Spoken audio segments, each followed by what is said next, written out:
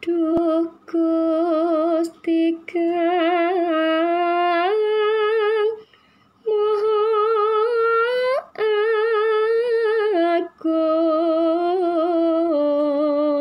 Agung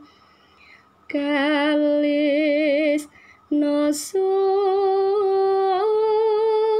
karlan sakit luar saking lelara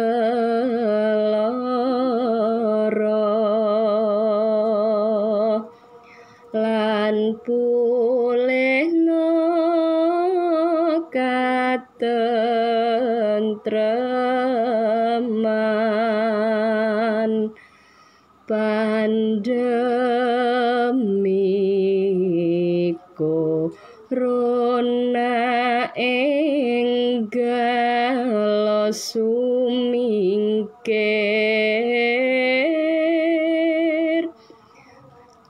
tamah hayu rahayu